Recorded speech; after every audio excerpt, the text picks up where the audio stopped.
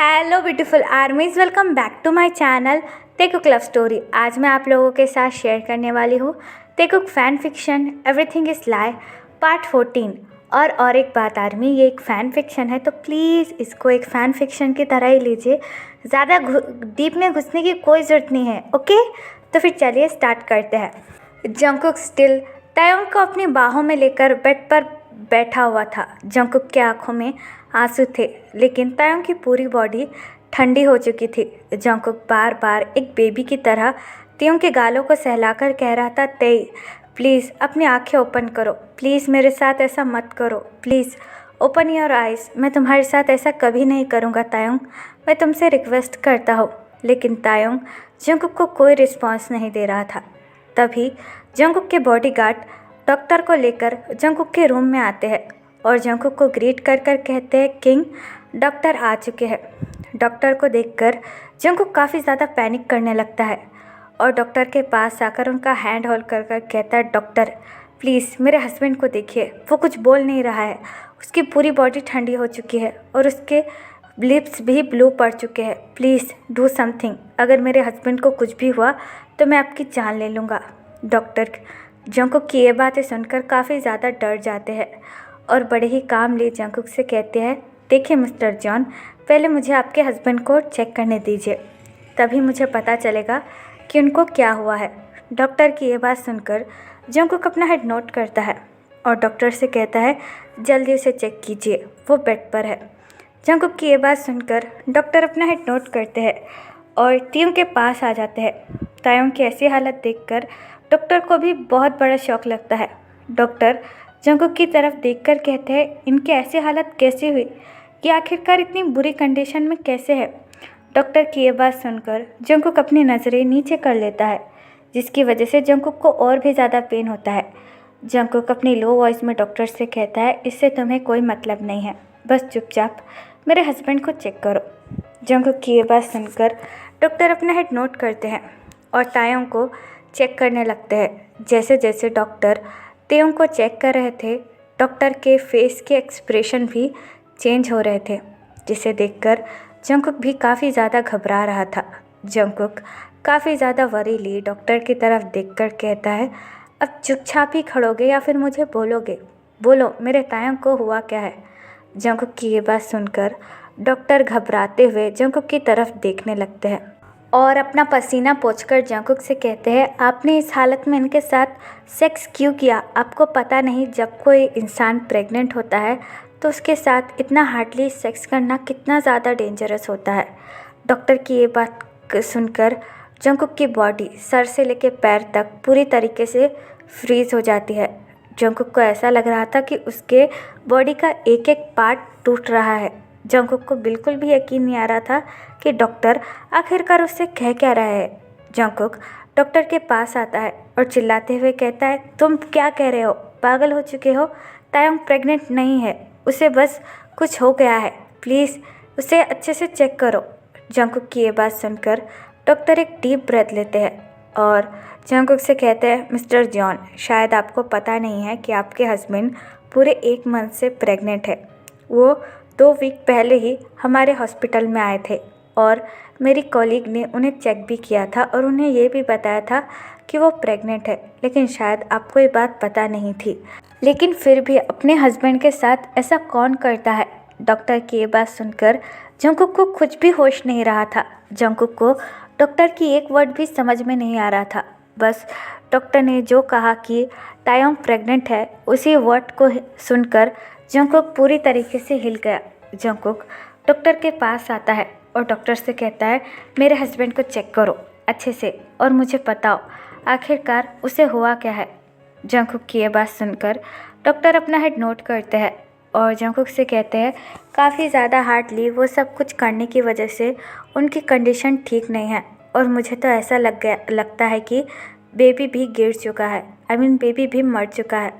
Doctor की ये बात सुनकर जंकुक को काफ़ी ज़्यादा गुस्सा आता है और जंकुक डॉक्टर का कॉलर होल्ड कर कर कहता है, तुम्हारी हिम्मत कैसे हुई मेरे बेबी के बारे में ऐसा बोलने की? मेरे हस्बैंड को चेक करो और उन दोनों को ठीक करो, वरना मैं तुम्हारी जान ले लूँगा। डॉक्टर जंकुक की ये बात सुनकर बहुत ज़्यादा डर जाते हैं और जंगकुक से कहते हैं, देखिए सर, मैं यहाँ तो कुछ भी नहीं बता सकता। आपको आपके हस्बैंड को लेकर हॉस्पिटल ही जाना होगा, क्योंकि हॉस्पिटल में काफ़ी ज़्यादा फैसिलिटीज़ होती है और तभी हम आपको बता सकते हैं कि आपका बेबी इस दुनिया में है या नहीं है। डॉक्टर की ये बात सुनकर जंगकुक पूरी तरीके से टूट जाता है और स्लोली स्लोली डॉक्टर का कॉलर छोड़ देता है और अपने दोनों हाथ डॉक्टर के सामने जोड़कर कहता है, प्लीज़ मेरे हस्बैंड और मेरे बेबी को बचा लीजिए।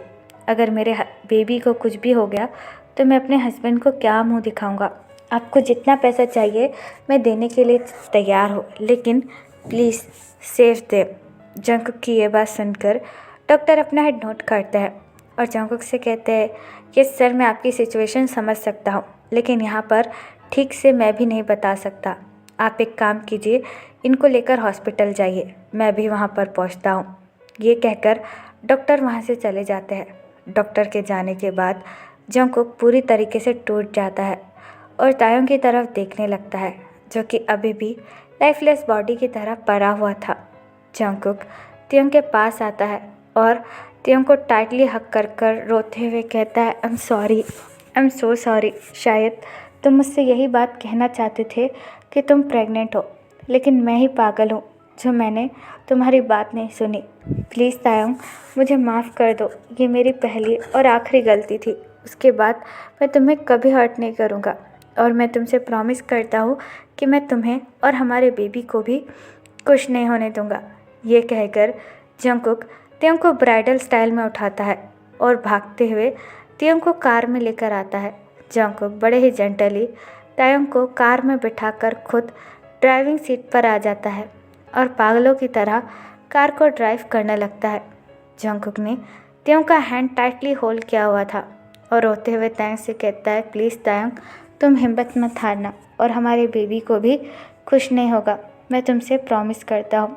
ये कहकर जंगकुक अपना हैंड ज़ोर ज़ोर से ड्राइविंग व्हील पर मारने लगता है और अपने आप को कोसते हुए कहता है, सब लोग सही कहते थे, मैं किसी के प्यार के लायक नहीं हूँ। जो भी मेरे पास आता है मैं उसे हर्ट कर देता हूँ। इससे अच्छा तो ये होता कि मैं ही मर जाता।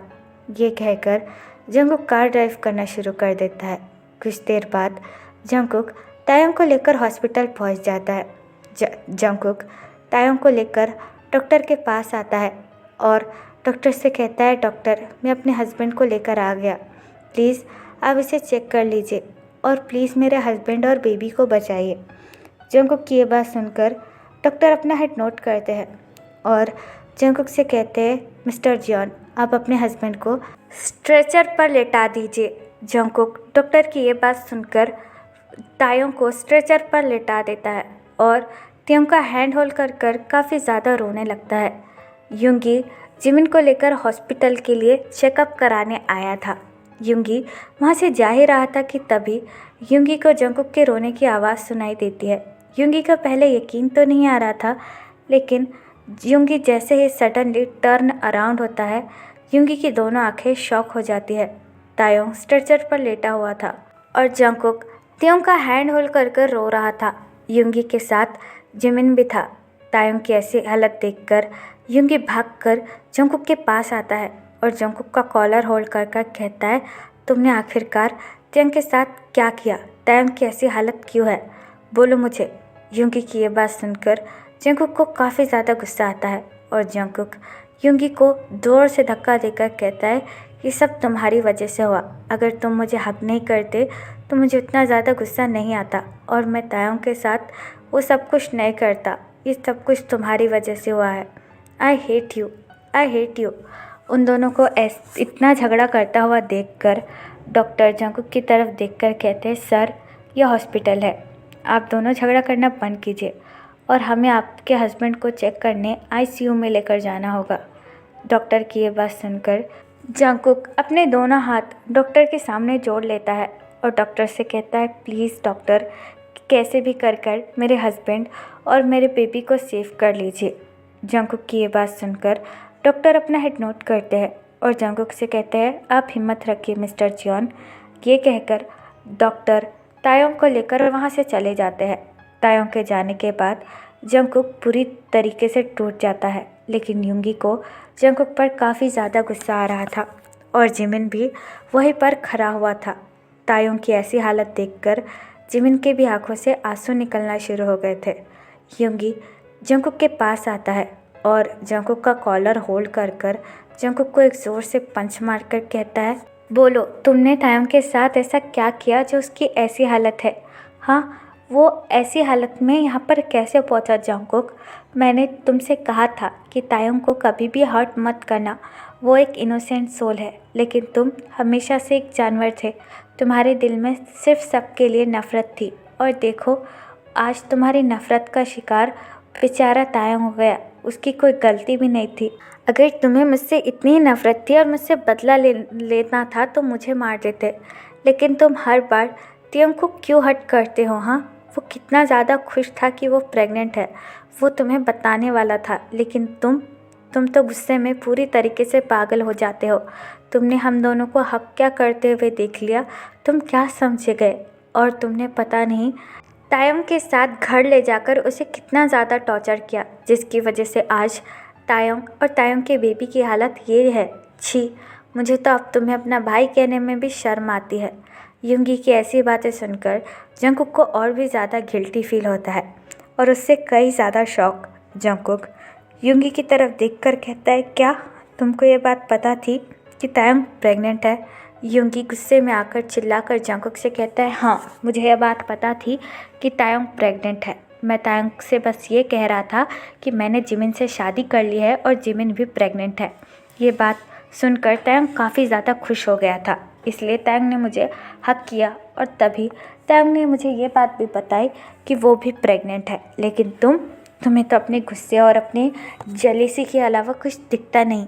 तुम मुझसे बदला लेना चाहते थे ना जंगकुक, लेकिन तुमने खुद ही अपनी ज़िंदगी फिर से बर्बाद कर दी। जाने और अनजाने में तुमने अपने आप से भी बदला ले लिया। अब तो तुम बहुत खुश होगे ना, अब तुम्हारे पास कोई नहीं बचा। लेकिन एक बात याद रखना जंगकुक, अगर तायोंग और उसके बेबी को कुछ भी हुआ तो मैं तुम्हें ज़िंदा नहीं छोड़ूंगा। ये कहकर युंगी जिमिन के पास जाकर खड़ा हो जाता है। जंगकुक की नज़र जिमिन पर पड़ती है, जो कि अपने बेली बम्प को हाथ लगाकर रो रहा था, जिसे देखकर जंगकुक और भी ज़्यादा रोने लगता है और रोते हुए फ्लोर पर बैठ जाता है। युंगी, जंगकुक और जिमिन हॉस्पिटल में तीनों ही थे, लेकिन युंगी डीप ब्रेथ लेता है और जिमिन से कहता है, जिमिन, मैं तायोंग की मॉम को इन्फॉर्म कर देता हूँ, उनको ये बात पता चलना बहुत ज़्यादा ज़रूरी है। युंगी की ये बात सुनकर जिमिन अपनी टीयरी आइज से अपना हेड नोट करता है और युंगी से कहता है, ठीक है, अगर तायोंग की मॉम यहाँ पर होगी तो तायोंग को भी अच्छा लगेगा। जिमिन की ये बात सुनकर युंगी अपना हेड नोट करता है और तायोंग की मॉम को कॉल करने लगता है। तायोंग की मॉम को सुबह से कुछ अच्छा फील नहीं हो रहा था और वो सोफे पर बैठी हुई थी। तभी उनके फ़ोन पर युंगी का कॉल आता है। युंगी का कॉल देखकर रोज़े काफ़ी ज़्यादा कंफ्यूज हो जाती है और कहती है, इस टाइम युंगी मुझे कॉल क्यों कर रहा है? ये कहकर रोज़े एक डीप ब्रेथ लेती है और युंगी का कॉल रिसीव करती है और अपनी सैड ट्यून में कहती है, हाँ युंगी बेटा, तुमको मुझसे क्या काम है? रोज़े की ये बात सुनकर युंगी को काफ़ी ज़्यादा हर्ट होता है और युंगी अपने आंसू पोंछकर रोज़े को कहता है, आंटी, आप प्लीज़ सिटी हॉस्पिटल में आ जाइए, तायोंग की हालत बहुत ज़्यादा बुरी है। तायोंग का नाम सुनकर रोज़े इमीडिएटली सोफे पर से खड़ी हो जाती है और घबराते हुए युंगी से कहती है, हाँ, क्या हुआ मेरे तेग को? मुझे अच्छे से बताओ प्लीज़, मुझे सुबह से कुछ अच्छा नहीं लग रहा है। Please Yoongi, tell me properly. रोज़े की ये बात सुनकर युंगी अपनी हर्टफुल वॉइस में रोज़े से कहता है, आंटी, तायोंग को आपकी बहुत ज़्यादा ज़रूरत है। अभी तायोंग और उसके बेबी की हालत बहुत ज़्यादा ख़राब हो चुकी है। बेबी का नाम सुनकर रोज़े और भी ज़्यादा शॉक हो जाती है और रोते हुए युंगी से कहती है, युंगी प्लीज़ मुझे बताओ, आखिरकार मेरे तेग को हुआ क्या है? युंगी अपना हेड नोट करता है और रोज़े को सारी बातें बता देता है कि जंगकुक ने तायोंग के साथ क्या किया, जिसे सुनकर रोज़े की पूरी दुनिया एक पल में ही मानो टूट जाती है। रोज़े अपनी टीयरी आइज के साथ युंगी से कहती है, तुम वहीं रहना, मैं अभी पहुंच रही हूँ और अब मैं मेरे बेबी को उस मॉन्स्टर के साथ कभी रहने नहीं दूंगी। जो गलती तायोंग के अप्पा ने की है, मैं उसे रिपीट नहीं करूँगी। ये कहकर रोज़े फ़ोन काट देती है और इमीडिएटली अपने आंसू पोंछकर अपनी कार में बैठकर हॉस्पिटल की तरफ जाने लगती है। जंगकुक पूरी तरीके से टूट चुका था और बस तायोंग के रूम की तरफ ही देख रहा था। जंगकुक अपने मन में कहता है, प्लीज़ ते, तुम्हें कुछ नहीं होना चाहिए और ना मेरे बेबी को। तुम दोनों के अलावा मेरा इस दुनिया में कोई नहीं है। तुम उसके बाद मुझे जो भी सज़ा दोगे वो मुझे मंजूर है, लेकिन please save you and save my baby. ये कहकर जंगकुक और भी ज़्यादा रोने लगता है। तभी रोज़े चिल्लाकर हॉस्पिटल में भागते हुए आती है। युंगी को देखकर रोज़े युंगी के पास आती है और युंगी का हैंड होल्ड कर कर कहती है, युंगी मेरा बेबी कहाँ है, मेरा तायोंग कहाँ है, बोलो वो ठीक तो है ना, और उसका बेबी, प्लीज़ टेल मी युंगी। रोज़े की ये बात सुनकर युंगी अपना हेड नीचे कर लेता है और अपनी लो ट्यून में रोज़े से कहता है, अभी तायोंग का ऑपरेशन है और डॉक्टर ने भी यही बताया है कि बेबी के बचने के काफ़ी ज़्यादा कम चांसेस है। युंगी की ये बात सुनकर रोज़े को बहुत बड़ा झटका लगता है। रोज़े को समझ में नहीं आ रहा था कि अब वो आखिरकार करे क्या। रोज़े अपने बेबी की हालत ऐसे बिल्कुल नहीं देखना चाहती थी। तभी रोज़े की नज़र जंगकुक पर पड़ती है, जो कि वॉल के एक कॉर्नर में रो रहा था। जंगकुक को देखकर रोज़े को काफ़ी ज़्यादा गुस्सा आता है। रोज़े जंगकुक के पास आती है और जंगकुक का कॉलर होल्ड कर कर जंगकुक को एक के बाद एक थप्पड़ मारना शुरू कर देती है, लेकिन जंगकुक रोज़े से कुछ भी नहीं कहता है। रोज़े जंगकुक बस चुपचाप वहाँ पर खड़ा हुआ था। रोज़े बार बार जंगकुक को थप्पड़ मारकर कहती है, मुझे पता था कि तुम एक मॉन्स्टर हो, तुमने मेरे बेबी की ये हालत की है। अगर मेरे बेबी या फिर उसके बेबी को कुछ हो गया तो मैं तुम्हारी जान ले लूँगी। मिस्टर जॉन जंगकुक, मुझे तायोंग के अप्पा की तरह बिल्कुल मत समझना, मैं उनकी तरह नहीं हूँ। अगर मेरे तायोंग को कुछ भी हो गया तो मैं तुम्हें भी जिंदा नहीं छोड़ूंगी। ये कहकर रोज़े अगेन जंगकुक को थप्पड़ मारने ही वाली थी कि युंगी आकर रोज़े का हैंड होल्ड करता है और रोज़े से कहता है, आंटी प्लीज़ शांत हो जाइए, ये हॉस्पिटल है और यहाँ पर इतना तमाशा करना ठीक नहीं है। लेकिन रोज़े अपनी एंग्री आइज से युंगी की तरफ देखकर कहती है, तो मैं क्या करूँ, इस मॉन्स्टर ने मेरी तायोंग की आज ये हालत कर दी है, तो मैं इसे ऐसे ही छोड़ दूँ। रोज़े की ये बात सुनकर युंगी अपना हेड नोट करता है और रोज़े से कहता है, देखिए आंटी, अभी मैं आपकी सिचुएशन समझ सकता हूँ, लेकिन अभी प्लीज़ आप फ़िलहाल के लिए शांत हो जाइए। अभी डॉक्टर तायोंग को चेक कर रहे हैं तो हमें उन्हें डिस्टर्ब नहीं करना चाहिए। युंगी की ये बात सुनकर रोज़े काफ़ी ज़्यादा रोने लगती है और युंगी से कहती है, ये सब मेरी गलती है, अगर मैं तायोंग को पहले ही बचा देती तो आज मेरे बेबी की ये हालत नहीं होती। ये कहकर रोज़े रोते हुए चेयर पर बैठ जाती है और जंगकुक अभी भी अपनी नज़रें झुकाए कॉर्नर में खड़ा हुआ था। तभी डॉक्टर ऑपरेशन रूम का डोर ओपन करते हैं और अपने फेस पे से ग्लव्स और मास्क उतारकर जंगकुक के पास आते हैं। डॉक्टर को देखकर जंगकुक काफ़ी ज़्यादा पैनिक करने लगता है और डॉक्टर से कहता है, डॉक्टर मेरा हस्बैंड ठीक तो है ना, और मेरा बेबी, क्या आपने उन दोनों को बचा लिया? तभी रोज़े वहाँ पर आ जाती है और जंगकुक को धक्का देकर कहती है, शट अप, मेरे बेबी के तुम पास भी नहीं आओगे और उससे हमेशा के लिए दूर रहोगे। रोज़े की ये बात सुनकर जंगकुक पूरी तरीके से टूट जाता है। रोज़े घबराते हुए डॉक्टर की तरफ देखकर कहती है, डॉक्टर मेरा ते कैसा है और उसका बेबी ठीक तो है ना? रोज़े की ये बात सुनकर डॉक्टर अपना हेड नोट करते हैं और रोज़े से कहते हैं, यस मैम, काफ़ी ज़्यादा मुश्किलों के बाद हमने मिस्टर तायोंग और उनके बेबी को भी बचा लिया है, वो दोनों ही बिल्कुल ठीक है। डॉक्टर की ये बात सुनकर सबके जान में जान आ जाती है, लेकिन डॉक्टर रोज़ी की तरफ देखकर कहते हैं, लेकिन आपसे इनके साथ ऐसा कुछ भी नहीं होना चाहिए। अगर इनके साथ ऐसा फिर से हुआ तो हम उनके बेबी को नहीं बचा पाएंगे, तो आप प्लीज़ ये समझने की कोशिश कीजिए। डॉक्टर की ये बात सुनकर रोज़ी अपना हेड नोट करती है और जंगकुक की तरफ देखकर कहती है, डोंट वरी डॉक्टर, अब से मेरे बेबी के पास ऐसा कोई भी राक्षस नहीं आएगा जो मेरे बेबी को हर्ट कर पाए और मैं उसका अच्छी तरीके से ख्याल रखूँगी। आपका बहुत बहुत शुक्रिया मेरे बेबी और उसके बेबी को बचाने के लिए। रोज़ी की ये बात सुनकर डॉक्टर अपना हेड नोट करते हैं और रोज़ी से कहते हैं ठीक है मैम, अब कुछ देर में उनसे मिल सकती है। ये बात कहकर डॉक्टर वहाँ से चले जाते हैं। डॉक्टर के जाने के बाद रोज़े जंगकुक को देखकर कहती है, सुना नहीं डॉक्टर ने क्या कहा, आज के बाद तुम मेरे तायंग को हाथ भी नहीं लगाओगे और ना ही उससे मिलोगे। ये कहकर रोज़े वहाँ से चली जाती है। रोज़े के जाने के बाद जंगकुक एक डीप ब्रेथ लेता है और रोते हुए कहता है, मुझे कुछ नहीं चाहिए, बस मेरा बेबी और तायंग सेफ़ है, यही मेरे लिए बहुत ज़्यादा है। ये कहकर जंगकुक अगेन एक कॉर्नर में जाकर बैठ जाता है और तायंग के रूम की तरफ देखने लगता है। तो फिर चलिए गाइस, इस पार्ट को मैं यहाँ ख़त्म करती हूँ। आपको ये पार्ट कैसा लगा प्लीज़ मुझे कमेंट में बताना और प्लीज़ चैनल को भी सब्सक्राइब कर देना। और अगर आप भी मेरे साथ ऑनलाइन बिजनेस या फिर अफिलिएट मार्केटिंग करना चाहते हो तो आप मुझे कमेंट बॉक्स या फिर मेरे इंस्टाग्राम आईडी जो कि है तेकुक लव स्टोरी, वहाँ पर बता सकते हो। तो फिर चलिए guys, bye, I love you, take care, bye, bye.